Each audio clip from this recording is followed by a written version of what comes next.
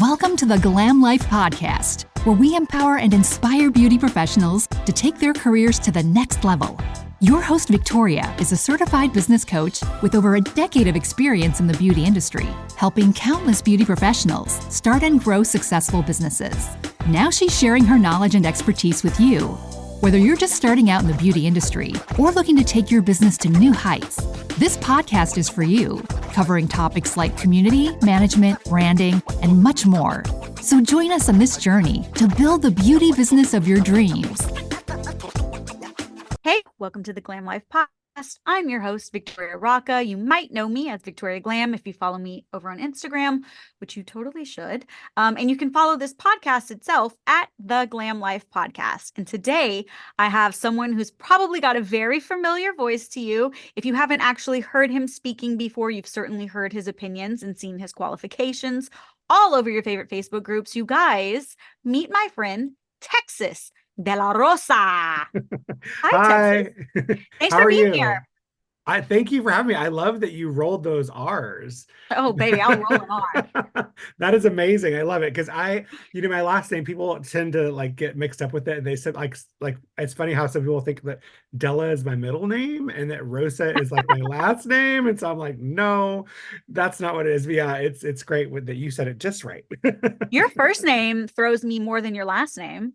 Dela Really? Rosa, De La Hoya, like they're all, I've Oh heard those yeah. names, but I've Yeah. not Texas as a first name. I know there was like Tex Watson, right? We don't want to talk about him, murderer, but that's the only time I've heard the name Texas. And then you do live in Texas. I do. I'm from West Texas, but I've been in the southern part of Texas in the Austin area for the past 24 years. So yeah. I have some cousins who live out in Austin and two sisters. They didn't move there together, just separately. One came from San Francisco, one came from here, and they absolutely love it. But I know that Texas has become a melding pot. This is where lots of people come to be themselves and who they are and express their opinions. So I feel like it's the perfect place for Texas Dela Rosa because you certainly have a lot of opinions. I do. I love to share them. That's what I have my hashtag Texas shares. I mean, I've done that for I don't know how many, over 10 years, maybe 12, 14, 15, somewhere in there years. I've been using Texas shares. And yeah, that's why I started that hashtag was because I like to share everything. I think that's how we learn. That's how we find out things that we enjoy in life. That's how we find things that we don't like. I mean, if I share things that I don't like too, I'm like, hey, I hated that pasta. That was crap. Don't buy that. Or like, buy this brand, so I started that for a reason. So yeah. So Texas, you have been in the beauty industry for a solid 20 years, right? Yeah, over 20 years now. So I started in the beauty industry, honestly, when I was about 19, doing makeup and not professionally, obviously. I was just kind of playing with it. And it turned into like a profession, just as most things do when you're a creative. You don't really look for the job. Like I had a job that was paying the bills and doing what I want to do, but it was monotonous. I hated it. And so I went up doing other things and it just kind of, all these things just kind of fell in my lap. And so the beauty industry was something that I didn't even realize that I could be good at or make money in because I came from a very small town. Doing makeup in my small town was like Merle Norman, like down the street. It was like, the old ladies getting their hair done and their makeup done. And so growing up, I never thought, oh, a makeup artist could make money and be, have survive and make a living. So yeah, so it's pretty interesting. How'd you make that leap? How'd you figure out, wait, I can make a career out of this? Honestly, the story is kind of crazy. I'll just condense it so it's not super long. We have a whole hour, Tex. I know, but it's a long story. But bottom line is I have a good friend of mine who is a makeup artist in Houston, and he is always been someone who gives back. And I learned a lot from him, especially with that his kind of philanthropy and what he does for people. And he was he's already was established makeup artist, hairstylist, and he was offering his time to the Austin Battered Women's Shelter for an event, and it was at the Houston Tertillian College. And I think I was like maybe 19, 20, something, maybe 20, 21, somewhere in that range. And I was very young and I went to help him as an assistant and just clean his brushes and do whatever. When we get to this facility, there was supposed to be, I guess, a group of makeup artists and no one else showed up. And there were all these companies that like had donated makeup and money and, things to help these battered women. And so when we walk in, it was just two of us and she's like, where's the rest of your team? And he just looks at me and I was like, oh no, oh no. I was like, I am not gonna get beat up by a better woman because I make her face look crazy. I was like, I'm not, I oil paint, I do acrylics, I don't know face. I was like, I was too nervous to do it because I just played with makeup, I wasn't really like a professional at the time. So yeah, I just kind of set my chair next to his and just would pick up a brush and he'd be like, no, not that one. But okay. So I didn't No, even not that one. okay. So I just made it work. I totally made it work and nobody was upset with me. It was really great. And then I realized that I can make a difference in how people see themselves. And that was such a impactful day for me to know that, wow, I could do something that would not only feed my creative side and my creative brain, but also, help people that are dealing with trauma or dealing with, I've got this scar on my face now from being in an abusive relationship, or I've got this situation that I don't feel pretty, I don't feel good. And, and not that you need makeup to feel pretty or good, but it does help, right? It helps when you Yeah, feel for better, sure. when you get your hair blown out, when you get your makeup done, even for guys, like just getting something done to make yourself feel better. When you feel better about yourself, I think that the world opens doors more for you versus when you're like closed off, hat on,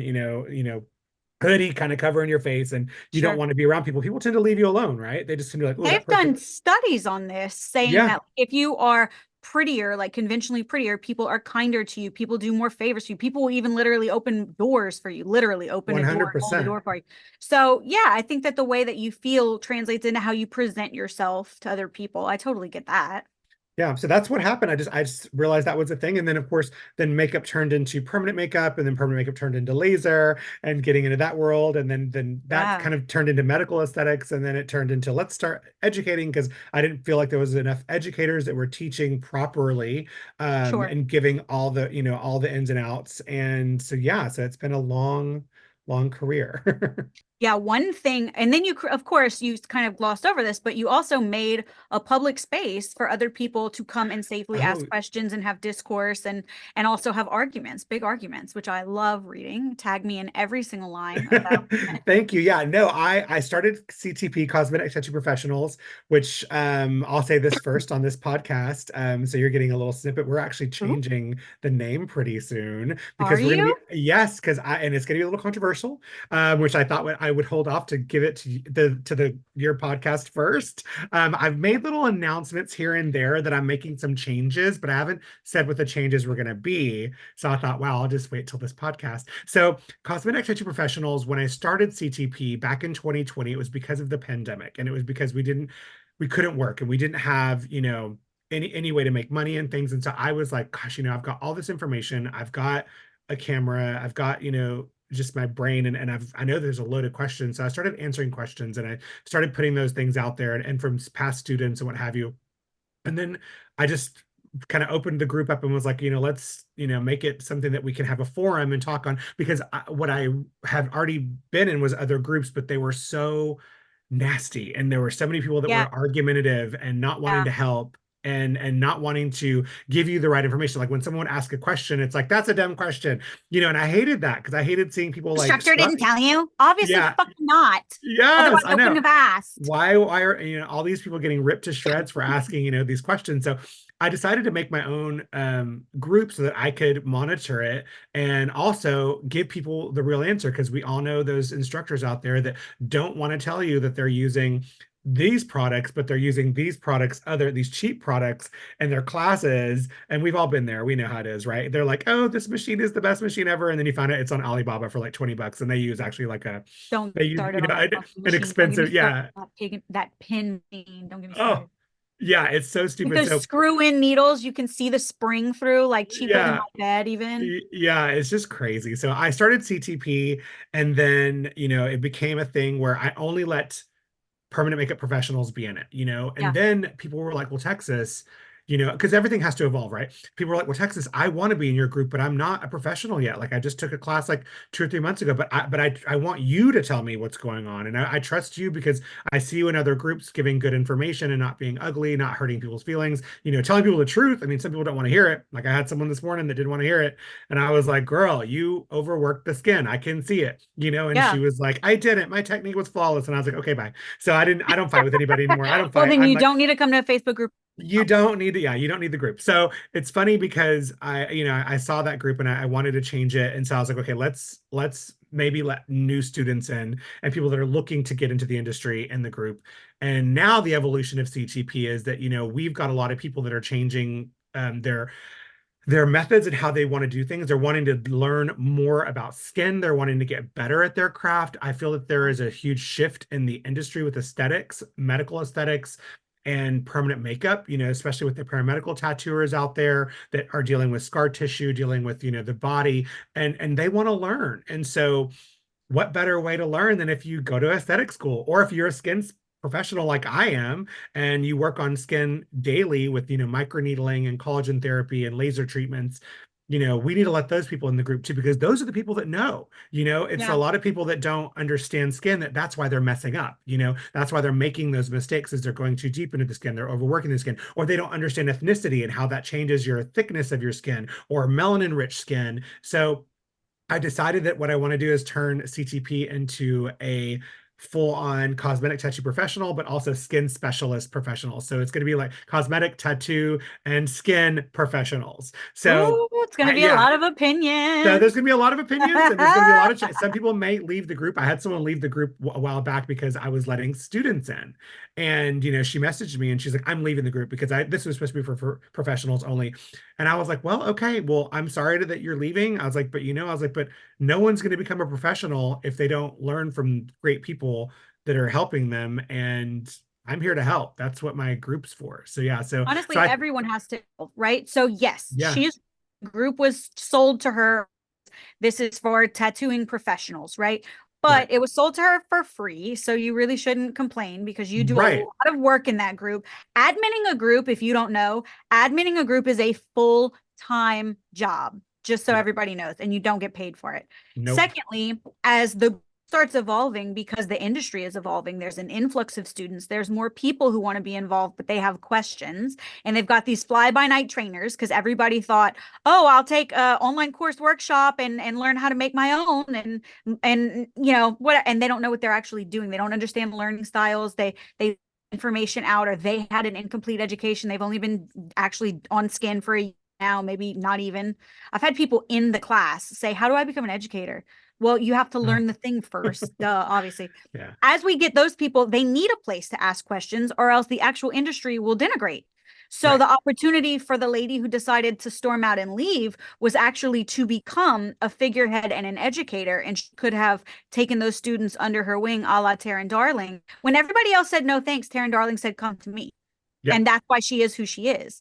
So this lady had short-sighted vision, whoever you were talking to, because Yeah, what you're she doing is the way of the future. right. I wished her well, and and I told her, hey, if this I isn't for come you, back. it's enough for you. Yeah. And hey, that's great. But I do monitor who's in the group, and I make sure that, we're giving good information. And you're right, it is a full-time job. It's so crazy. I never Dude, thought I would have it's over 7,000 people, and I have over 2,000 people trying to get in, but they don't answer the questions, so I don't let them in. yeah, So same. it's crazy that my group could be even bigger if I let it, but I don't want it to run It'd that be crazy. lawless. Yeah, because it's just You nuts. So have other people helping you admin. I do have a few, but honestly, it's really just me and my business Nobody partner cares for about the the wedding school. like the bride. Nobody cares about the wedding like the bride does. Yeah, I tend to Well, do the most of it. we have Permanent Excellence, our Facebook group, and it's mostly fed largely by Katie's YouTube and now my YouTube a little bit. And that's the first question is, how did you hear about us? And it's always YouTube, YouTube, YouTube. So these Very people are cool. unqualified, right? Like, I don't know where they came from or what they know or what their training is or what their level. We do ask, are you licensed? How long licensed? Because we want to keep it to people who actually have an education. Otherwise, it would be a nightmare for us to try, just the two of us, to try and figure out, right? Right. But even at, we're about to hit 1,000, even at almost 1,000, we bitch to each other all the time. Like, this Yeah. place is out of order. We got to get this trailer packed up because this place is Hmm. out of order. Like, the some of the information that people are giving each other is so wrong that it's Oh just yeah. like, what happens? Let's Yeah. It's wild. I see. That's one of the things that, I'm so glad that my group is full of a lot of really heavy hitters. Like, again, like, yeah. we have Taryn Darling, we have Jen Boyd, we have Amber Guthrie, we have Mary Richardson, we have just all these great people in our group, and and it's so funny because, like, I see some people that are brand new trying to give information, and I'm like, slow your roll. You haven't even Yeah. seen your clients healed yet. You just took class 2 weeks ago. Quit. You can't chime in this group yet. Like you need to sit back and watch, let your clients come back in, see how your heal work comes in, and then start giving advice. And I've had to, nicely tell a couple of people that, and they were respectful there, and which I think is great, because I think it's all in how you respond to people and how they react to you. I'm never ugly with people, but I'm very blunt and I'm very truthful. And I'm like, hey, this is how it works. And if you don't like it, you're more than welcome to leave. But like, this is how I roll, and I don't want the group to get nuts. So yeah. And Yeah. it's crazy. It's a lot of work. There are a lot of different personalities when it comes to, well, there are a lot of different personalities, period. They're all in a Facebook group together. But when it comes to that person who been in the field very long and they want to give advice, there's a lot of different facets to why they're doing that. Some of them want to be an educator and they want to start classes, and they haven't trained but 6 months if even. And so that person, you got to kind of be like, hey, like a puppy on the nose, calm down, like Yep. not yet. But then there are other people who are just trying to be helpful, right? Like I've seen this question asked and times, so I know the answer, and they're trying to be helpful. There are other people who are just so excited about everything. It's Right. almost like you have to be careful how you correct your kids because you don't want to kill their spirit. For sure. I'm so bad about this. I'm trying my hardest to parent two little boys, and I find myself a lot of times being very like, no, just let me do it. And that's not how you learn. Mhm. Oh, it's Yeah. frustrating. So you're doing a lot of work, and now to welcome in an influx of other people, you're It's putting a lot on your plate. It's a lot. It's gonna change a lot of things, but I see it as, in my mind, where I want this to go is I feel like it's gonna be much better, because again, I can't answer all of the questions. So Right? I need skin specialists. I need people that aren't just in PMU, aren't just in paramedical, aren't just doing brows, to answer these questions about people's skin types and what's wrong with their skin. Obviously, we can't diagnose or things like that. But when we can say, hey, I think this person might have rosacea, and maybe that's what it is. I've worked on a client like this. This is what I did, and this is where I think they need to go, versus you're fine. Because I hear that, like when someone's coming Yeah, with you're fine. Just go crusty ahead. skin and the crazy red skin. Oh, Wait, they're fine. They're fine. did you hear, or maybe you even saw it, maybe you were in that group. I don't remember what group it was a few years ago. Shara, from Ink Boutique Houston. Are you guys friendly? I know who that is. We haven't like spoken in general, but I've heard of Yeah. the group. I've met her once, but this was in a different Facebook group, and it was years before I knew her. So I just knew her as Shara Juarez, and that's it. I didn't know what Ink Boutique Houston was. Somebody had posted in a Facebook group, "Hey, what do you think about me tattooing my?" She has like small pustules, basically. She has these little pustules in her brow, but she says that they never go away. She's always had them. And a lot of people were saying, well, if they're not going to go away, then she has to decide either she wants a tattoo or she doesn't, but she has to sign a waiver saying they might not retain in those spots, right? And Shara commented on it. She didn't diagnose, that's out of scope, but Right. she just kind of politely and calmly said, I would actually send her to see a doctor because you don't know what that is, but it could be something. So just on the safe side, send her to a doctor. Not the lady who posted it, but her client who had the pustules in the eyebrow hand wrote Shara a thank you because she had skin cancer.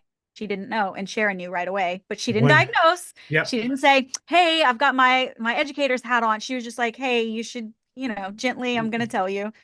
I thought that was a really classy of her to not be like, "Hey, all you losers," telling her to go ahead and tattoo on it. You don't know what you're talking about. She didn't say Right. that. She said it nicely. And also, what an angel, because she knew what it was and she, got the information across correctly. So I got the pleasure of meeting Shara in Miami for Woolop this year. Nicest lady. She did a great areola demo. So sweet. And she always tells me that her name is Shara, not Shira. She had to introduce herself to me like 3 times because I kept saying Shira. She was like, it's Shara, like share a Coke. Do you want to share a Coke? And she bought me a coffee so I wouldn't forget. She was like, we'll share a coffee. That's too funny. Well, that's great information, honestly, because that's how I roll. I mean, I have seen so many things working in the laser industry and working with skin. Clients come in. I think it was probably like a year ago. I think I had like 3 patients like within like a month that all had skin cancer that I didn't diagnose, but I said, hey, what's this on your face? What's going on here? You know, Yeah. or what's this on your arm? And they were like, oh, it's nothing, you know, it's whatever, it's a pimple. And I'm like, I'm going to give you my Oh, dermatologist office, and I think you should go see Dr. Collins or Dr. Tan and see what's going on.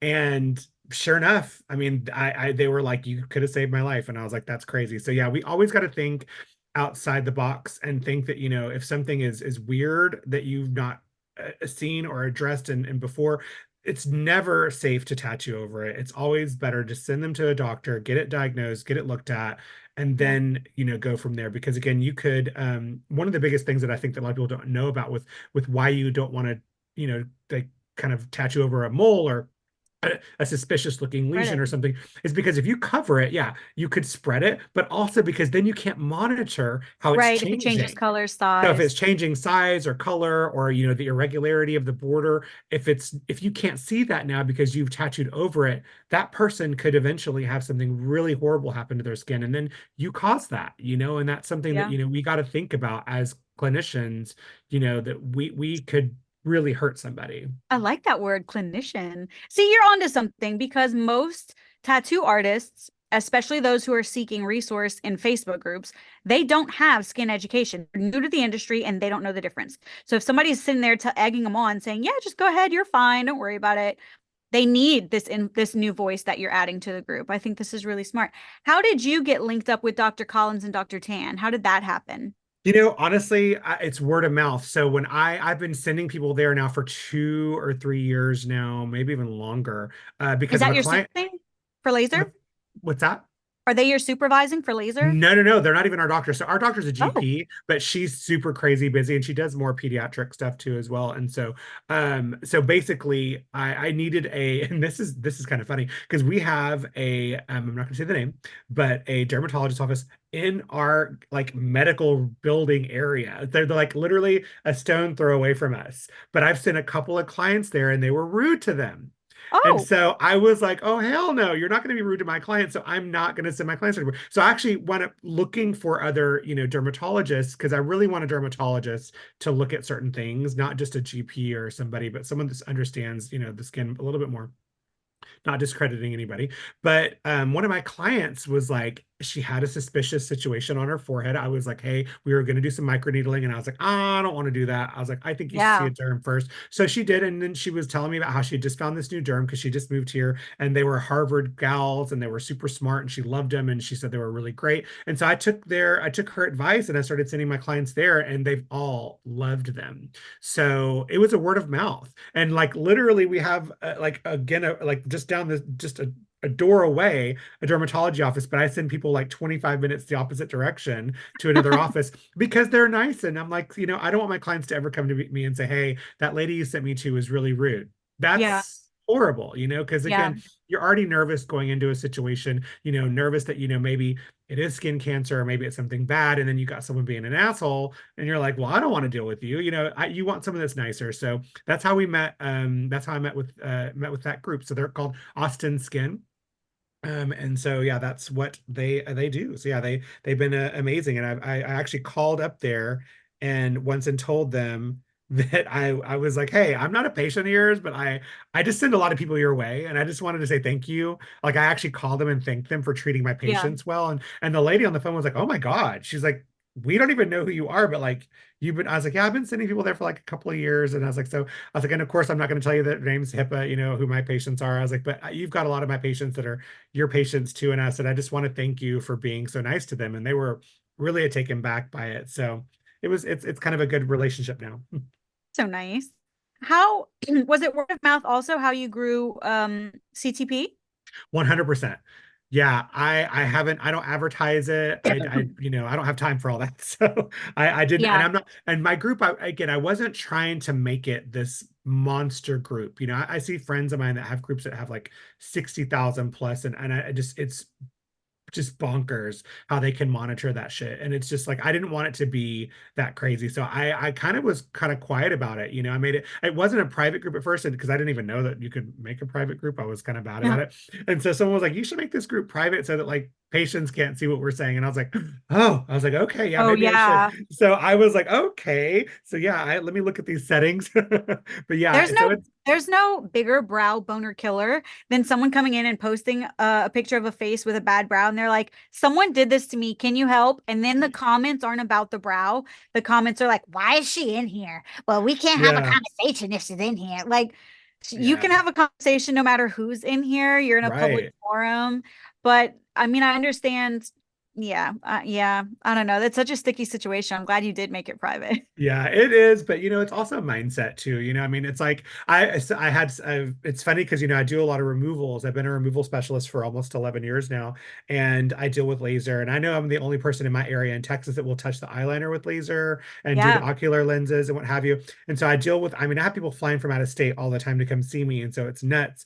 And I've had a couple of patients recently be like, you need to have a group for like your removal removal. people and your patients who could. And I was like, oh, that's another group. I don't know if I want to make one. But she was like, no, you need one. She goes, because you need to do more videos about it, because she goes, there's so many people that ask questions to the client of mine that had the removal, like, well, what was it like? What happened? What did you do? Why did you do this? Why did you get the removal? Why did you go to Texas? Why did all the things?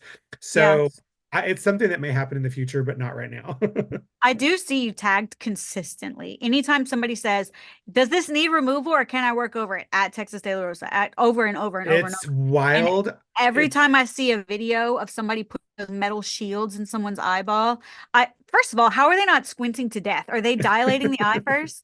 No, we use a medical numbing. It's a liquid numbing that we put in the eye, so the eye is comfortable, and then we use a gel that goes over the actual lens. And so it's just, and I mean, I used to work under an ocular surgeon, so I'm really, I'm not afraid. Let's put it that way. And Yeah. so you just got to get in there and do it. And so it's just a matter of pushing their eye down and popping it in, and then closing it up. It's all good. Well, I've They watched usually it. They don't. have those up close videos of it all up in the eyeball, baby. Oh my Yeah, God. I want to yeah. throw up. I know that my boss, when she first videoed me doing one, she literally lost it. She was like, "Oh my God." And I was like, "Shut up. I have a client right here." Right. She's like trying to video it, and she's like on her phone like this, and she's like, "Oh my God." And I'm like, "Seriously, stop." Because the client doesn't feel anything because it's numb. It's Right. very, very Thank odd God for feeling. that.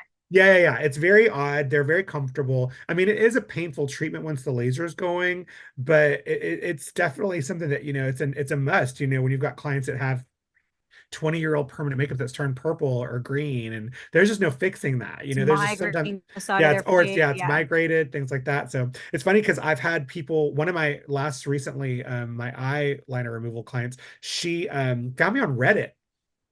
I didn't even know that I was in a Reddit thread somewhere. And I was like, because I've heard Reddit, I've heard like Facebook, Instagram, but like there was another one that was really, oh, TikTok.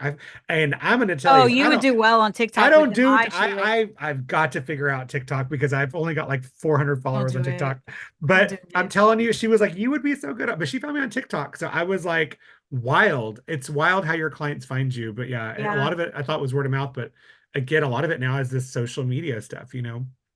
Social media has become so important because it's where everybody goes to Google something and find something. Yeah. Now nobody Googles, everybody goes to TikTok because it's going to show you the how to, not read it. Everybody, TikTok is replacing Google. And social media is where everybody goes to show off their works. It's where they're going to get their own client. It's their like virtual portfolio, which is dangerous because they don't own it. So if Meta goes down for the day, you just can't work today. And it is also where people go to air grievances. Yep. And about a month ago, we had an outbreak of Facebook group bitching of people just saying did you join that group PMU scammers? No, I don't even know about that group. Oh, I'm gonna have to it look it is a up. libelous group just saying anybody's name and like they're a scammer. And there's a difference between Wow. having a dispute and disagreeing over, whether or not this is what I purchased and this is what you gave me in terms of training and stuff, and being a scammer. If she Right. keeps changing the date of class and she refuses to give you your money back, might be a scam. If she gave you her full 3 months of training and you paid her and you feel like the training wasn't up to snuff, that's not a scam. But there was Right. no one differentiating in that group, and people were getting dragged. Now, some people were getting dragged because they deserved to be dragged. Right. Right. Right. Then came Brow Daddy, entered the chat. So Ruben, or probably a PR person, comes into the chat, and it was this long thread of like 2,000 comments saying this trainer, that trainer, that trainer, but it kept coming up, and he owned it. He wrote a very long paragraph where he was just like, I stopped teaching because I didn't feel like my classes were valuable. I won't do it again. I know that my kid is valuable. And I thought, that's really good PR. It's a perfectly crafted response. He owned it. He was apologetic, and he did what he was going to do to fix it. But then he almost immediately went on a tirade against Permablend. Yeah, in a separate container. I have stayed so far out of that drama because I have friends that work for all the companies, and Same. I've been lucky enough to be in like, in a good space where no one looks at me as like I'm a crazy person or whatever. And Yeah. and I just feel like I hope that he's a happy person, and I hope that Ruben gets his happiness from whatever it is. But it seems like there's a lot of anger and animosity between that whole situation. So I wish everybody well, because Yeah. things happen, and we don't ever know, because there's always We'll never know because right, only one person is giving right. There's part a of the flip story. side to everything. There's a flip side to everything, and and it's like you just got to take things with a grain of salt, and know Yeah. that we're not learning everything off the bat. No, and we never will. But entertaining the masses in that way is certain. And there's lots of like internet feuds that they might not say it all, but that people, girls especially, because there's so many women in the permanent makeup industry, it's almost predominantly women. You get all these like sneak disses. And if you know the tea, you can pick it out. But if you Mhm. don't, then you're like an unwitting, fan in the Coliseum, like, yeah, you tell them. And like, you don't know that it's a diss to someone else. It is funny to me. They do that with products too. Like people will in Facebook groups will say, like, what's the best numbing to use? And people will say, sustain. It's got to be sustain. Don't use anything else. And then someone will comment, and I get tagged in it, which is why I keep seeing it. Like, oh, you should try pink gel. And someone will snap at them and be like, that's a new company. You don't know them. You should go with sustain. It's safe. Whatever. We are the same thing. Yeah. We I are the you know same. So I funny. always, There's a it's million products like that. right. I always give a few. If you've ever seen me, like when someone says, "What's your You favorite do. product?" I always give like five different things, because I don't know their regulations. Sometimes you need a 4%, sometimes you need That's it true. stronger. Sometimes you're like, this has epi in it. That could be illegal where you're at if you're not working under a doctor. So I always give a few different, options for things. And even like permanent makeup, like the colors, like I'm always like, oh, it's like someone the other day was like, what favorite lip colors? And I was like, oh, I love, Tina Davies, Permablend, Even Flow, and Mara Pro. Those are my go-tos. And because I use a lot of different brands, just because, people send me stuff and I try things, and or I see something, even like I say, a student is in my group, and they're like, hey, I just tried this pigment line, and I don't really know anything about it. I'll go buy it just because I want to try it out myself, and so Yeah. I can give an honest opinion about it. So a lot of times people don't even send me stuff, but I'll just buy it because I see someone using it, so I can get an informed decision on it, and I can be like, this turned gray on me, or this turned, I didn't like this color brown, or this was like the bomb, and I can't believe it's like this affordable. Yeah. So Well, yours isn't coming from loyalty. Yours stems from actual firsthand experience. I think that's more valuable than anything. But in a Facebook group, it's hard to tell the difference right, unless someone is like a warrior who keeps commenting, keep commenting. right. Then the I've brand seen those loyalty. people, and I'm always just like, oh yeah. So I try to as much as I love like watching dramatic shit on TV and like reality Well, shows and stuff like that. I don't want to be in it. I don't want to be in it, and I'm just like, I like to be like far away from it, far removed from all that, because How do number you one, keep it? I'm How do too you keep it out of busy. your group? I shut it down. Like a lot of times, like I will delete an entire thing and I'll boot them out. I won't even like give them an You boot option. them. Oh, they're gone. Yeah, The power you have. like they're blocked. They're blocked immediately. Like I've had to do that a couple of times. I had someone who was being really rude and to a couple of people, and I thought about it. I was like, should I give them a warning, because they were, asking questions, and then this person was chiming in being an ass, and I thought, no, I don't. There's a million other groups. I don't have to give anyone a warning. So I just booted them, and then they Yeah. tried to get back in. I You was got to like, boot and ban. I was like, that was not. Yeah, I didn't block them. I just booted them. I just deleted them out. And so then they tried to get back in and they were like, was this a mistake? And then I was like, no, No, it you knew it wasn't. wasn't a mistake So though. I You was knew like, it wasn't a mistake. This is what happened. And then I just let them know that, hey, I don't put up with that. And then they just like, and then they blocked me. So I was like, so I was you like, mad, say you oh, mad. I know. I was like, okay, they blocked me. I was like, whatever. But I don't care. And I was So like, well, I that hope they shows don't. who they are. That Yeah. they are that Yeah. mean bully. That is what it is. Somebody that just has, I always feel like when people are like that, it's that's somebody that has a lot of internal issues, problems with people. I mean, you're never going to be happy in life. Like, and I don't like to be around those type of people. I really don't. Yeah. And I don't like them in my group either. Like They're if you're energy Debbie, vampires, dude. yeah, You could be having the one, best day and you yes, start reading that shit and then it gets into your head and your vibe. right. Oh, you said energy vampire, and it made me think of What We Do in the Shadows. I love that show on FX. Have you ever seen it? No, I thought you were about to tell It's me you had like a no, I it's thought so you were going to good. tell me you and someone else we do in the shadow. I was No, like, What We Do in it's the Texas Shadows. It's breaking a news. no, this is it's Texas a De show La on Rosa is in a hooded like cloak and dagger. no, it's What We Do in the Shadows. It is this show. I'm gonna pull it just so you can see it. This show here.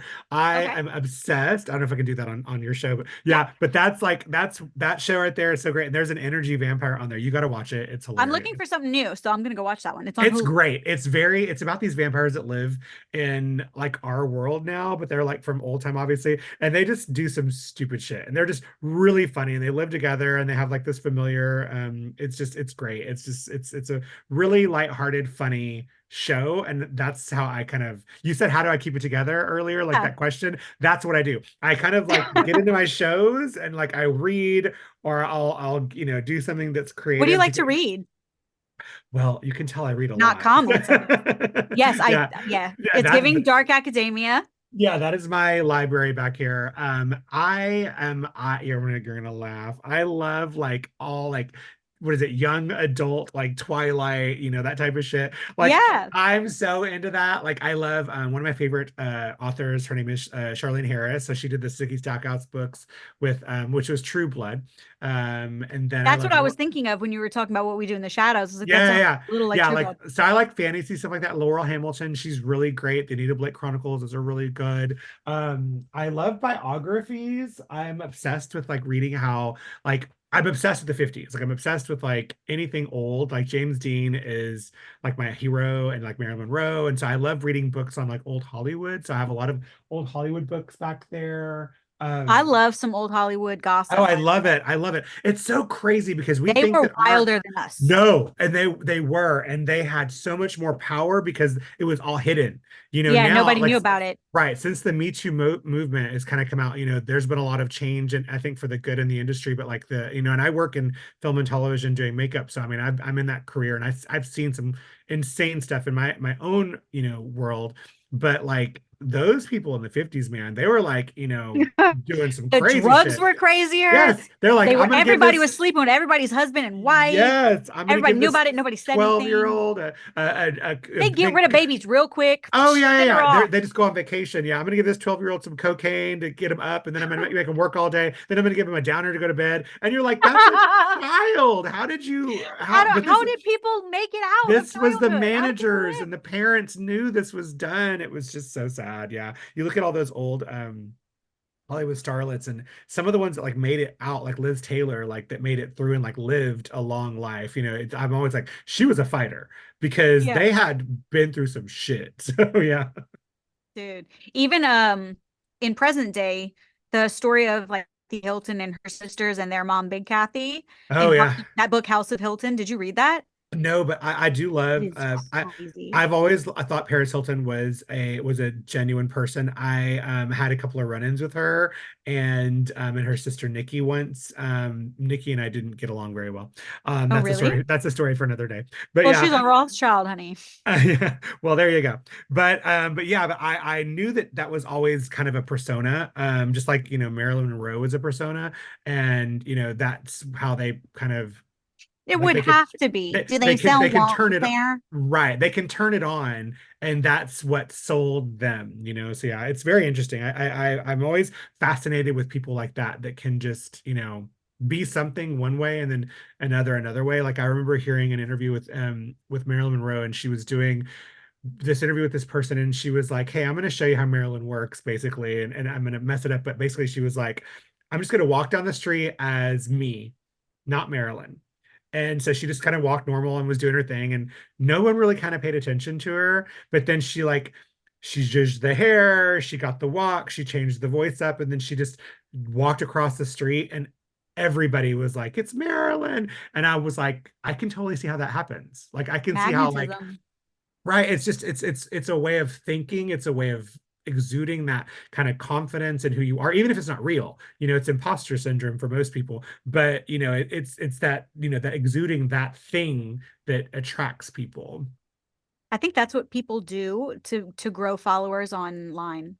I think that's the modern form of that in our day and age, is people become a persona on the Right. internet so that they can get more people. But in regular, if you go and meet them, without the filters, without the special Yeah. sparkly lights, without the bravado, it's just any bitch from, Nowheresville, Louisiana, like me. Well, I've always prided myself in being exactly the same You are, as you. If you see me like wearing as a seen on concert TV. t-shirt, and on a podcast, I'm wearing a concert t-shirt when I'm at home. I don't. I've always said that, I've done podcasts for many years, and I've always just been myself, and I've never wanted to have a persona. I think the only thing that maybe changes is depending on what podcast I'm on, I won't cuss. Yeah. Like I Yeah, will, because you have to. I'll try really hard not to throw an F-bomb out there. You can fuck around here, but Yay.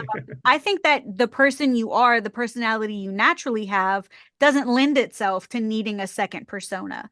But I think some people who are a little bit more quiet and themselves in real life, that is not going to translate on the internet. And if that's where you go to Yeah. get clients, or that's where you go to get students, you have to pump it up a little bit. You've got to kind of, hi, I'm Victoria Glam, but like in real, I would Victoria Rock.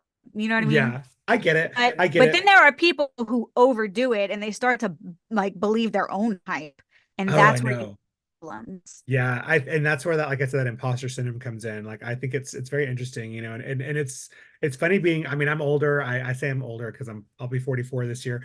But it's like I grew up not, like in my teenage years, not having like social media and all those things.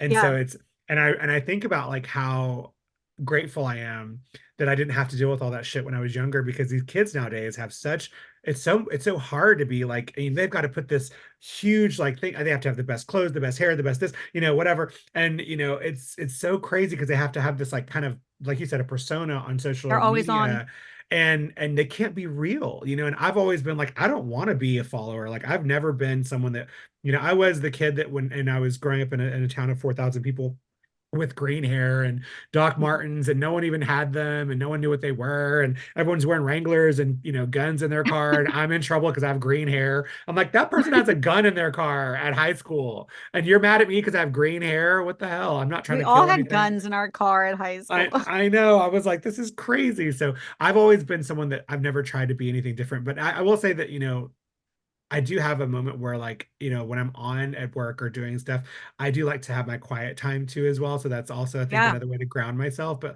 I feel like some of these people that don't have that mentality, they're like on all the time. It's very like what's that show, Black Mirror? Like Yeah. that first episode of the first season of Black Mirror where she like loses her, like she gets downgraded because she's like not doing great on social media. I feel like that's like how our world is. And it's sad because you see these people that aren't really living real lives. Yeah. They're And the living thing through this is, thing. the kids, like you were saying, you feel bad for kids who are being like growing up in the world where you're always on camera, you Yeah. always have to, it's not even that they never get to be real. It's compounded by the fact that they don't know that they're not being real. They don't know that what they're seeing is not real. Oh yeah, I know. It's That's it's the got to be, craziest part. yeah, Like because me you're and Bob Dole, we invented the internet. I came up while the internet was being built, and we yeah. decided what that was going to look like. So I had the internet before there was even MySpace. We had one computer in like a family room, and then we had to move it out of the family room because I think my dad was in a lot of chat rooms. Oh. And I remember that, and I know what the chat room was called. But it was very like you walked away from the Yeah. computer. You could log Yeah. off. We never log off anymore. No, So, it's so and it's kids don't know the difference because they weren't around here during that time. Yeah, it's sad. I think it's really sad. I do because it's something that you see people living so virtual, like that VR world, and they're not really living in the real world, which I think also is what happens with a lot of people, like going back to our our topic of like, aesthetics and makeup and things like that. Like I think a lot of people are not they're thinking that they're professional by watching someone else, Yeah. or you know what I mean? Because and that's also something that's Like super me watching scary. Project Runway. I've Right. And got see what, this. yeah, I can sew that. It's scary because you see someone that's doing something really good on makeup or permanent makeup or brows or whatever. And then they think, oh, I can do that Yeah. because they see it because it looks so easy on social media, but they don't realize that that 30-second video took like 5 hours to edit. There's all these little different 12 cuts hours in of 12 between. years of experience. Yeah, it's like it's just it's interesting to me because you see people and I've seen a lot of the newer artists get that way. I don't want to go to a class. I want to do it online. And I'm like, you want to learn to tattoo online? Like, would you trust a mechanic that went to an online course and never touched a car? Would you let him I've work never, on your car? Fuck I've no. never, I've never heard anyone just outright say like, I don't want to take a class. Oh, I have heard it. They And the dude lie about it. They're like, oh, they're it's like, fine. I don't want to take a class. I'm going to watch YouTube. And I'm like, what the fuck? You're tattooing someone's face? That's crazy to me that they're so brazen that they don't even want to take it seriously. But, it's like, I'm going to, it's like I was doing retail yesterday. I'm going to do brows now. Like they just decided that afternoon because they watched a YouTube video. I So was it's doing so, retail yeah, yesterday. yeah. I was a manager at Sears and I don't know, whatever. It's just wild to me. I don't know. And then I see people like, I remember years and years ago I was teaching and I had a lady and I felt really bad for her because she had this thing where it was kind of like when microblading was just coming out and she was really upset because she just got this divorce and it didn't go the way she wanted it, so she was like, I got to make some money. And Renaissance. she was like, I've been a homemaker for the past like 10 years. I haven't done anything. My husband did everything. So now she thought she was going to come in and be a microblading artist and make $800 a day because that's what I was charging, And she's like, I'm gonna be rich. I can work 1 hour a day and I was like, girl, it takes a lot. And I remember like her like day two, I think it was day two. Too Like good. what day one was all like didactics, and she's like, oh, I got this. And then like day two, we started our hands on like working on skins, and she lost her shit. Like she didn't even come back from lunch. Like she went to lunch and never came back. And I was like, Never. did we lose a student? So I'm like, I'm like front desk is calling her, and like I'm like, what the fuck? I didn't want to Every, start class yet because I was like, maybe she was in an accident or something yeah. crazy. And she answered the phone finally. Like her kit, everything was there. Kit was there, everything. She was like, you can have it. I'm done. I was like, what do you mean you're done? She was like, I realized that this is not for me. She's like, you're a great educator, but this is too hard. I thought this was going to be like makeup. And I was like, no, this is needles. This is like, it's a tattoo, babe. And she just was like, I'm out. She goes, you can give the kit to whoever wants it. And she literally never came back. I was Did like, you refund? I mean, I don't know what I wasn't the owner of the school back then or anything, so I don't know what they did with it, but I will say that it was one of the craziest I things would that ever never happened refund. to me. Yeah, I was like, you don't at least want to come get your kit, like, and maybe sell it or so. She didn't even want to come back. She was so distraught. And I remember her like she was crying on the phone, and I just felt really bad for her but it was that mental state. Like she thought she was going to come in and do this and make because I made it look easy when I was, doing the video and Yeah. I'm showing her stuff. And she was like, I was like, babe, I've got years of artistry. I can draw a brow with my eyes closed. I was like, I mean, this is not easy. It's nothing we do is easy, especially when you're dealing with clients that have opinions and want this and maybe have skin issues That's and the then thing. they have one eyebrow up here, one straight. It's like I had a lady come in the day, it was like one was like, and I was like, what is happening? So I mean, it's not as easy as it looks, and I always tell people don't get bamboozled by these people's before and afters.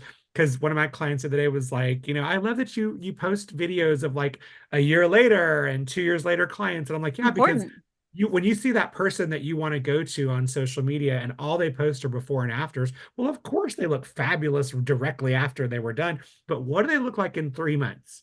Yeah. What do they look like in 6 months and a year and so on? And I'm like, do you ever see those people? Some of those people never post that stuff. And you're like, do I trust that person? Because I want something that's going to hold up over time. I don't want it to look good for a week and then it looks like shit because it fell out or, I the, don't the color even was wrong or I don't even trust before and after you posted it before and after. You're Show right. me a video. Show me another Yeah, picture of that you're right. client. Show me from a different angle. Show me her at the front desk. Send me the security footage because I don't believe you anymore. For The amount sure. of people pretending that Jasmine and Carla's lips are their lip work is Oh, out of control. There should be a whole I Facebook group just for identifying I hate thefts of that. Jasmine DeBelis's work. I That it happens so much. And I don't understand why people do that because You here's can't the reproduce thing. it. No, here's the thing, right? Do you know this happened to me? Not that it was someone stole my work, but years ago, this lady came into my facility and was wanting me to remove her brows, and she had gotten bamboozled by this artist in San Antonio. And she came in bawling. She had this hat way down, and she's like, I've just got my brows done like 3 days ago, and I've been trying to deal with this. And I was like, I can't do anything about it now. We're just going to let it heal. But I wanted to get her story, and she said that she'd gone to this guy and she had seen his work on social media or whatever, Facebook, and it was beautiful and his website was great. And so she went in and she was like, he just like, because I was like, first off, the shape was absolutely horrid. They were like witch brows. They were like angular, like straight, and they were microbladed straight up and down. Like the hairs Oh, were literally straight up and down. Like I like a look thatched roof. like at candy cane. It was crazy. And so I was like, did you approve this? Like, did you see this shape? And like, did you say this was okay? She goes, no. She goes, I laid down. She goes, he started cleansing my face off. She goes, I thought he was going to do the mapping thing that I see online. And she goes, and then she goes, all of a sudden, she goes, I started feeling these scratches. And I was like, what? And she goes, yeah. At least She he goes, cleansed. right? She goes, he just started tattooing my face. And she goes, and then I realized like he's actually doing the treatment. So she said she stopped him. But at this point, he's already done like his first pass on that one brow. So she was like, I guess I'm just going to let him finish. So then she did both brows and they looked horrible. So I asked her, I said, what did his work look like that online? And she was like, no. And so she found out through, I guess, a girlfriend and her doing some research. Because let me tell you, they did research. These girls were like, PIs, man. They found he was using pictures from some Russian artist across the world. That I guess he thought that, that no one would notice in San Antonio. That, find out that he's not using these, pictures that, but that were like, he was cutting off like the little, the trademark signs and things. And God, he did good. so much work. He's He just was been right. practicing. So much work on this Photoshop and making this website and doing all this great work and then not being able to tattoo. So she went to go, back there after the third day, and she said his shop was closed.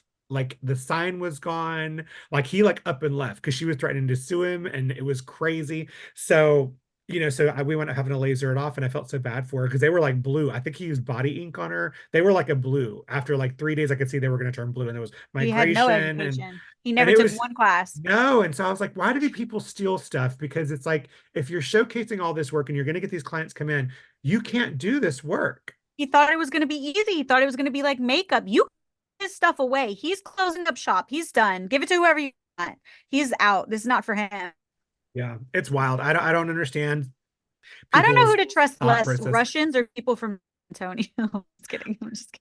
I will say, don't you're not kidding. You're not kidding at all. So I would say, let me tell you, I would trust a Russian to do my brows and any of those girls like know how to do You everything. hardcore, yeah. Those So girls are crazy let me tell talented. you what I was kidding.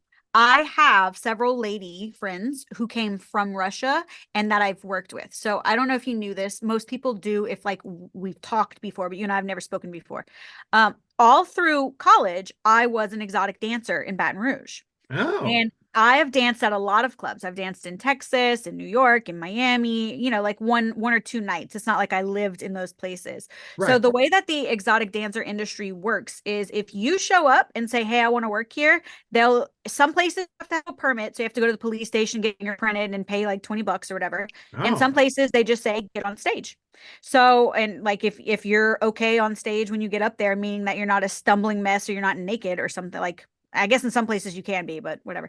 Then boom, you can work there tonight. So some of my girlfriends and I who were dancers would say, okay, well, we made plenty money this week. We know that we have rent covered or utilities or whatever. And so Friday, when we get out of class at noon, let's grab a flight and go to New York for the weekend and we'll dance one night at wherever, or we'll go to Tootsie's or we'll go, whatever. So I've been a lot of places. I'm telling you right now, if a Russian walked into the business, you might as well go home.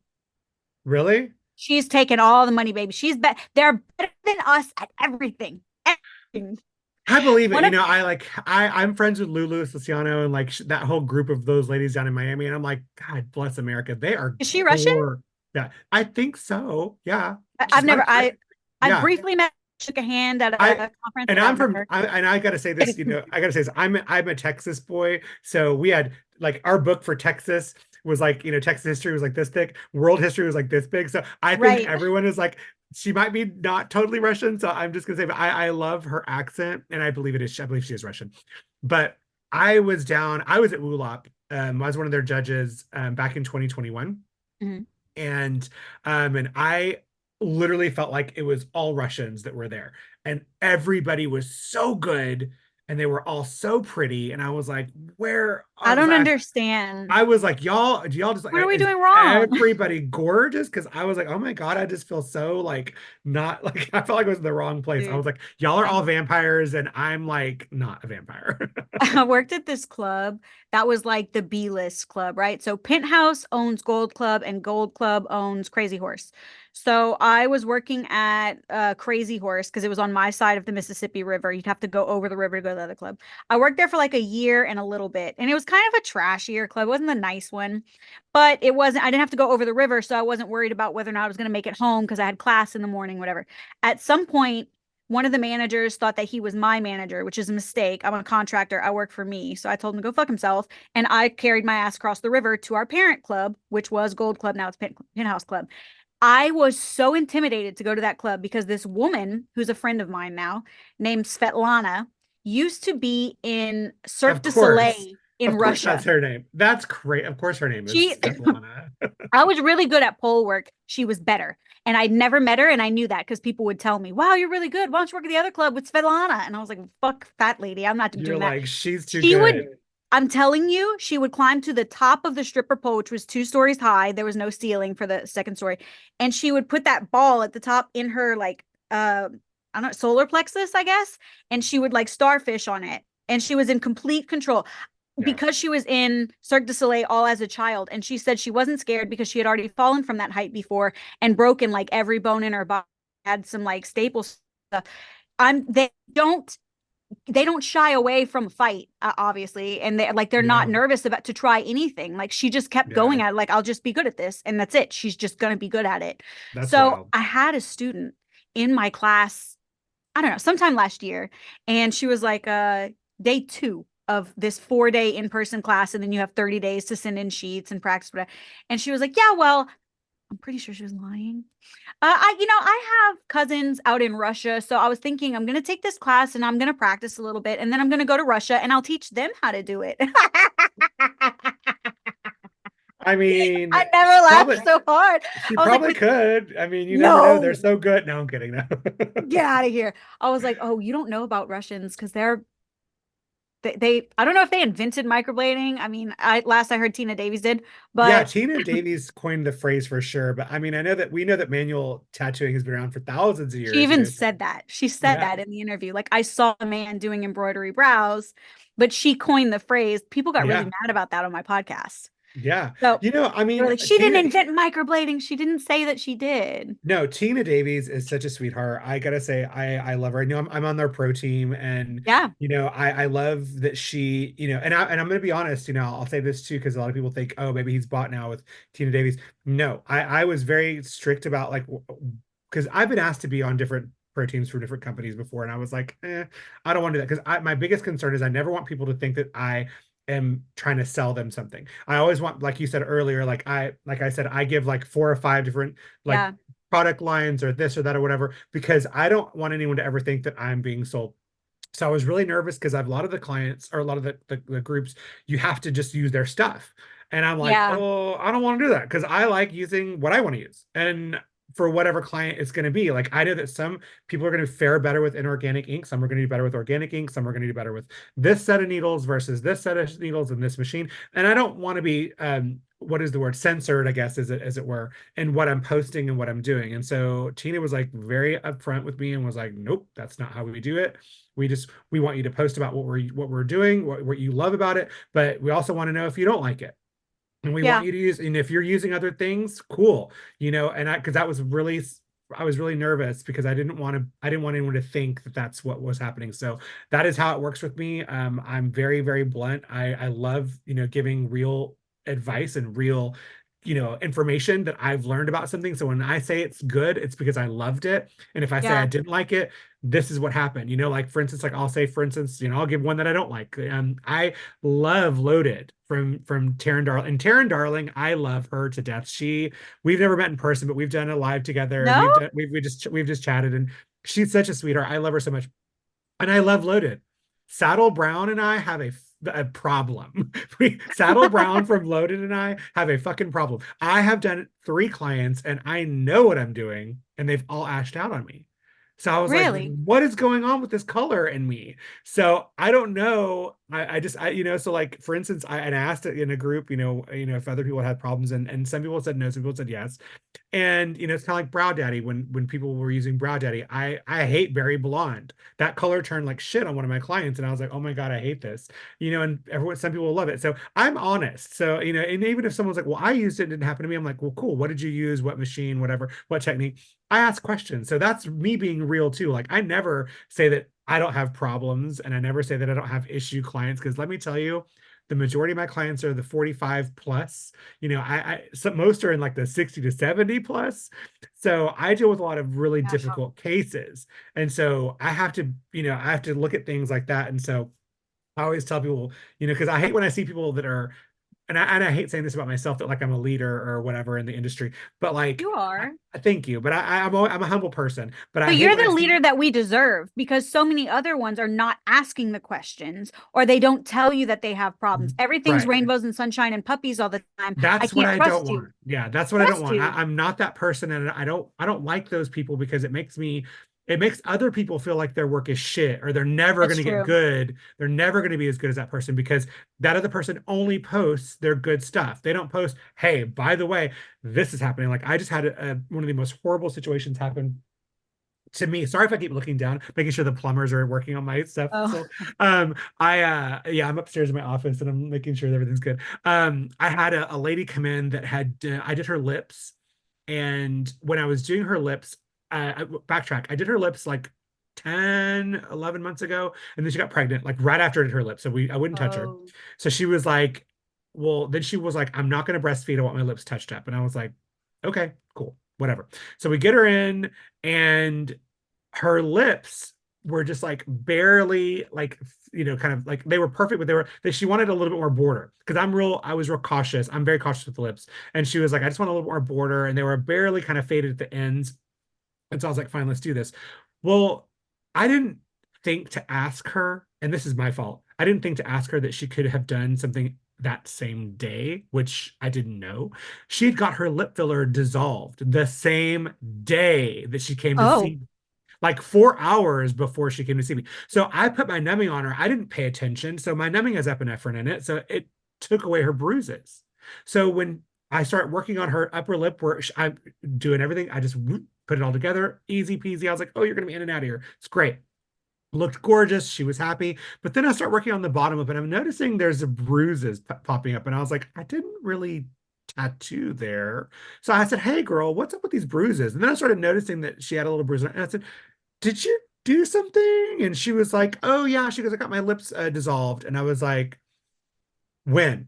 And she was like, today, like an a hour few ago. hours ago. And I was like, I literally was like, are you kidding me? And so she was obviously swollen from that too. So now I'm having to remove her upper lip, like this left side, because it doesn't match where her lips have gone down. Yeah, And so I was telling, I was like, this shit happens sometimes to people, and you've got to be honest about all these things, because no one's going to look up to you and trust you if they think that you're just perfect. I'm right. not perfect, and I don't have perfect clients. I have a lot of crazy shit that happens, and and I talk about it all so that that there ain't no BS over here. It's like there's real deal things happening. And then also, I will never not ask a client again in like my career if they've not had something done to their lips, like because you would think, why would you do something the same day as you're getting a tattoo? Like I wouldn't. That'd be like, hey, I'm gonna go get my hair bleached at this one salon, and then I'm gonna go to another salon and get it bleached again. Like, why would Yeah. you do that? You know what I mean? But people don't think like that. And so she just did what she did, and so here we are. So she's been lovely with the fact that we've been I'm working How with did her that now. So heal? we're in the middle of it right now. So we're in the middle of removing the top part. So it's gonna be Oh a few more weeks. So shit. I'm gonna keep everyone posted. But again, I've never had that happen. I've never gone outside of border on lips because I'm just so damn careful with lips. And I'm always like when people want like big lips, like, nope, we don't do that. You want big lips, you go get filler. At least But it happened to you because you're yeah, the removal guy, right? right. Like if And so it was she going to be some kind of weird claim or something, I would hope that it happened to Mary Richardson because she's the contract lady for and sure. nobody's going to boss Mary She's around. got an addendum for that. I want her to make a shirt, I I've swear. got an addendum for that. She needs a shirt for that, doesn't She does. she? I may have to make that shirt for her. She's so damn cute. I love her. I love her. I love her. She came and did a class here. And it's always awkward when you're like meeting someone and sharing space, but I hope she looks back on that experience and says that she enjoyed coming to MBI because she was a wealth of knowledge and I love how many times she said, "I've got an addendum for that." She Yeah, preps students so well to she go into does. their own business armed. I love that. Yeah, she's great. I took her nano class just because I've already I did it 2 years ago maybe, and I've already done nano for years, and I wanted to learn from her because again I also think as an educator I got to learn from other people. I got to take these big classes because I want to see what they're doing and what's going on, and learn from them too. I even learn from students, which is great. I mean, I have students that sometimes like I'm using this product. I'm like, let me try it. Yeah. So I think we all learn from each other. But what I got to say about Mary is, God, she is so freaking cute and so funny and just such a she's also super blunt. Like I love that she'll be like, I She ain't is. doing you. She'll put the hand up in your face and be like, I ain't doing that. And I love it because we need more people like her. And I feel like, she's just a great giver too. So yeah, she's wonderful. Who would you say had the most impact on you starting your career or maybe even throughout the last 20 years? Well, I'm gonna be honest, and this is definitely not because of me being on the pro team, probably Tina Davies. I when I first started teaching 11 years ago, um, I was using her stuff when it first came out. And I remember like watching her videos, like her live videos on FaceTime or like Facebook, and before FaceTime was a thing, and watch and showing those videos to my students about like I remember when she had her 19 shader like video Yeah. out and she was just getting like and her husband was filming. And I was like, this is coming, guys. And like, I was so excited and we were using her products because before then we were using I think it was True Colors, and then before that it might have been Color Source and LI. And I'm old school. If you know Color Source, it's I like know Color Source. that's Yeah. an old one, honey. Everyone had green brows for for a hot minute. So, but yeah, I would say Tina Davies because she was such a giver even back then, and she was honest. I felt like about like I remember hearing her before she got big, but her saying like she did 100 people for free before she ever started charging, and I felt like that was such a respectful thing to do to Carla get really. Ricciardone said that this morning. She did the Yeah, same thing. She gave away 100 before she yeah, ever I charged. never charged people when I first started either. Like and I was, I mean, granted, I started tattooing when I was 14. Yeah, Oh true my story. God. Yeah, true story. Body work. I was doing crazy shit. I have friends of mine that are like, I was your first client. I was like, girl, you weren't a client. I was 14. That was me scratching on your skin. Are you kidding? But so I mean, but I respected that and I followed her through the career of her career. And so I feel like I like where she's been in the industry. I like where she's just stayed in her lane and is very just calm and collected and does the right thing. And again, that just kind of also proves why I wanted to be a part of their pro team when they asked me was because I respect her a lot. That makes sense. And I think that's also how she's built a really sustainable brand. Her Yes. brand has weathered, whatever when her first pigments came out and everybody's like, ah, Siren. Nobody panicked. Nobody freaked out. Nobody said, I'm throwing these away. Nobody filmed trashing her videos or anything like that. Right. Everyone trusted Tina and trusted the process. Yeah, even I She had said that that they're going to problem. calm, they'll calm. Yeah, even I had that problem when they changed the formula. I was like, why is medium brown different than this medium brown? Yeah. I had the same things, but what I like is that when something is addressed, like we all know that permablend thing happened with, like in the UK about, all the blah blah blah. She addresses things so instantly and like it's like this is what's going on. I've talked to people, this is where we're at. That was And France, she's right? yeah, I think it was France. And Yeah. so she's just she's on it. And I appreciate that because that's how I am. When someone asks something, I like to go to the source. I don't want to hear it from 20 other people. I want to know it from the source. Like, for Same. instance, someone just recently was like, why is frost not a thing anymore? And I was like, let me tell you, I talked to Taryn Darling myself. I messaged her and was like, hey, da da da. They're getting a new cut. They're doing a new one. A new numbing is coming out soon, but it's just, they're going with a different company, blah, blah, blah. So just calm down. But the old one is still good. And so that's how I work. I want to make sure that people are getting the right information. And so I go to the source. I don't want to hear it from 20 of the people that are mad about something, or they're trying to sell you their own That's the shit. thing. Because I don't want to be influenced by your opinion or your no, bias. no, Tina no, is no, very no. responsive, though. She's quick and she'll email you very quickly. Oh, 100%. I think Mm, for someone to be in her stature in our industry, for She her has to her be finger on the so, pulse. for her to be so boom, boom, boom, I'm on the phone and texting you right back. I mean, I can send her messages and within a few hours they're back. Yeah. That's not really, I mean, I can't Ever even do met that her shit. daughter, Brooke? Yes, I met her at our convention for SPCP last year. I love her. Okay, you've got to get me on stage at SPCP. I am looking for a home and I'm down to be an SPCP girly. Yes. I met Brooke at Woolop in Miami this year, Yep. and she really wanted to hang out at my station because it was all pink and all green, and she loved Of that. course. But she gave me all marketing advice and all this business advice, and some of it was solid, and some of it was like you should put slime on your counter, like kid Yeah. stuff, right? She's 9, right? She's cute. Yeah, she's young, but so much of what comes out of her mouth is a reflection of the way that she's parented, right? Like any Right. child. The Yeah. way that Brooke is parented is that she is going to be a CEO of some.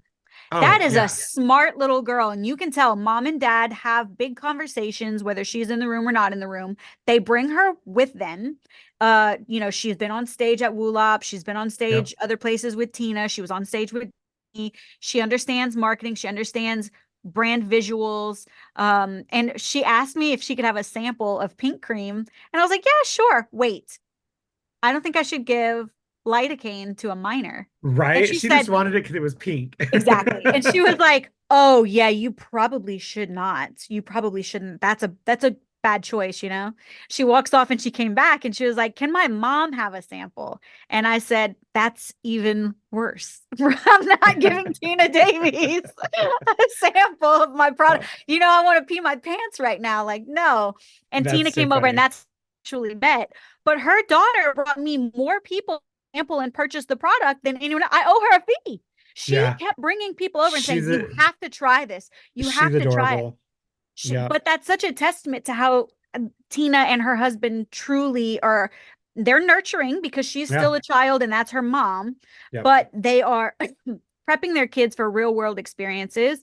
And Brooke is polite and she knows her place. She's not a wild kid running around knocking stuff Right. over, whatever. But she Yep. was also one of the last ones to leave. And when I got there in the morning, she was like, "You clocked out early."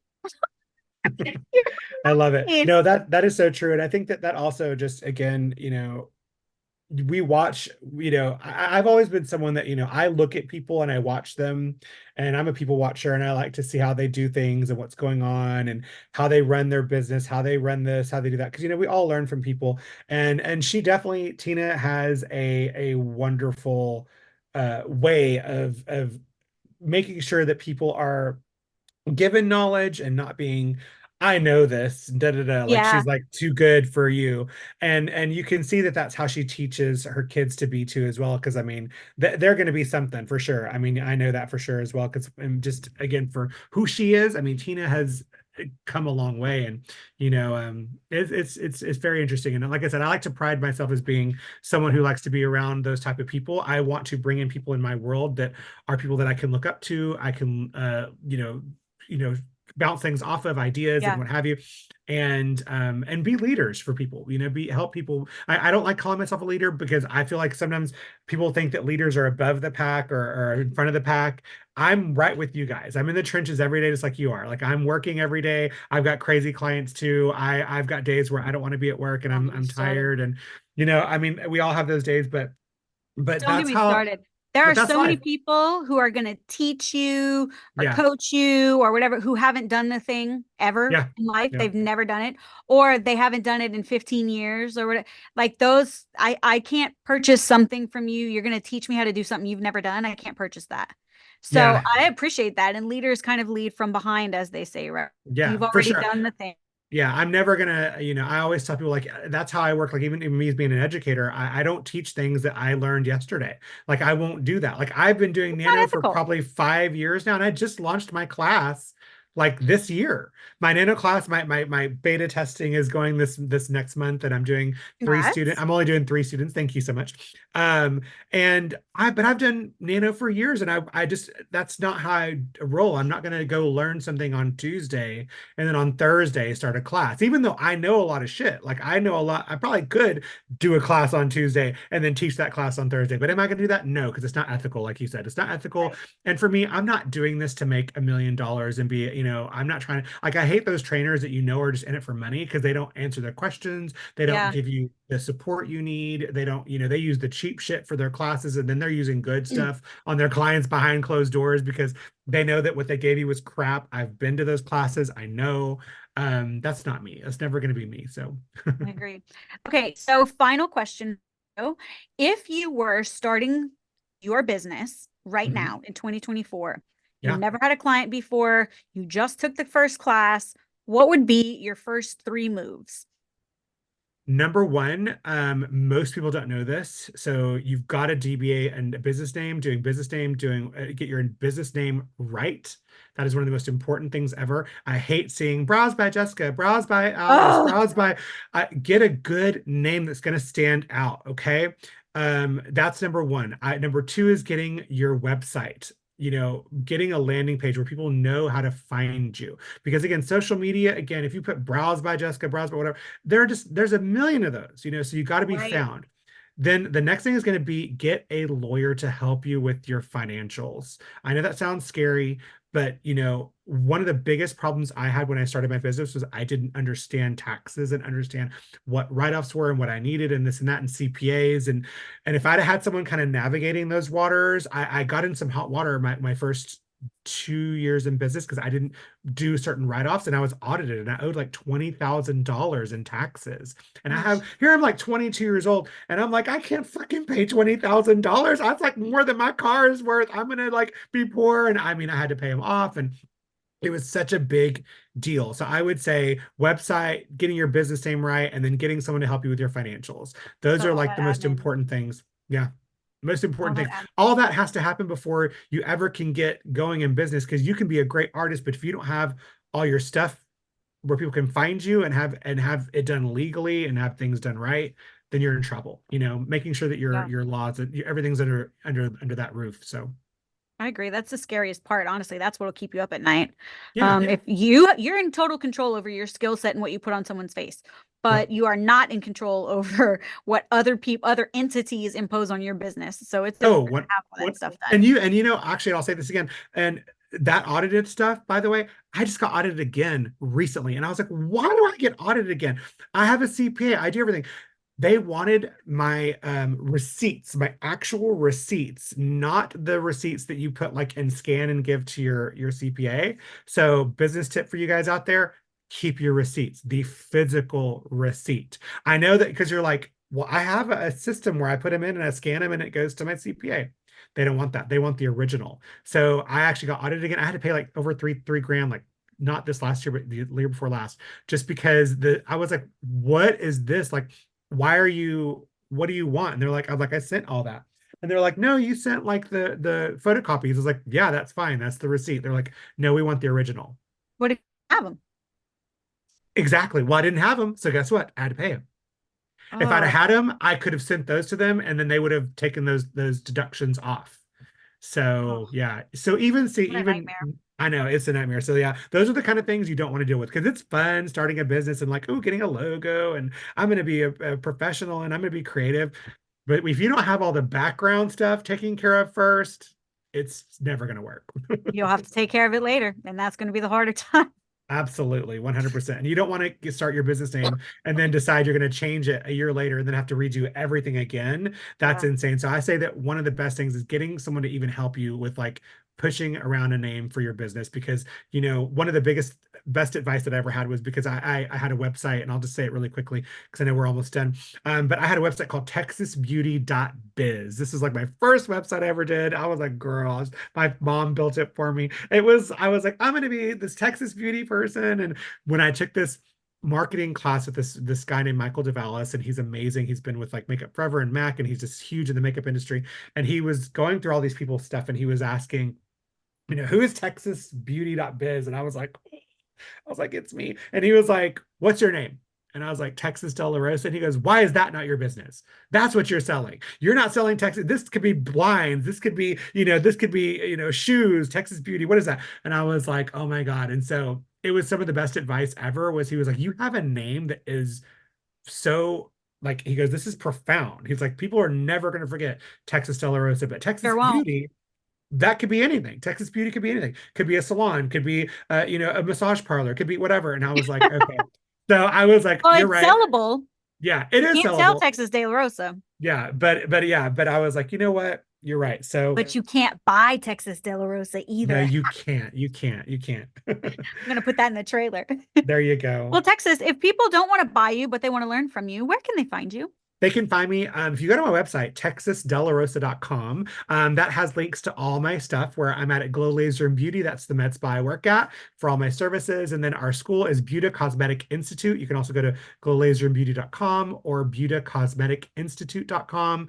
You can also join my group Cosmetic Touch Professionals if you're not on there as well. I'm very easy to find. You can Google me. Texas Dela Rosa is pretty easy to find. So you can find me anywhere there. And yeah. Is it I'm gonna put this I'll link all of that for you guys in the description, but is it Texas Del La Rosa or is it Texas De So La Rosa? my last name is a little bit interesting because there's a lot of De La Rosas with a capital D, capital L. Mine is Della Rosa, D, One word. capital D, E-L-A, capital R-O-S-A. So Della and Rosa. So Texas Della Rosa. That's going to be so much easier for you to Google now. Yeah. Thank you so much for making time with the plumber and everything else going on, Texas. I really appreciate it. And I I would love to have know. you back anytime you want to. And we're going to meet at SPCP. Yes, we are. This was so much fun. I appreciate it. Thank you for having me on. I really appreciate our chat. I hope that everyone enjoys it. If you ever want me back on, you know how to get a hold of me. Thanks. All right, my friend. I will see you soon. All right, sounds good. Y'all have a great day.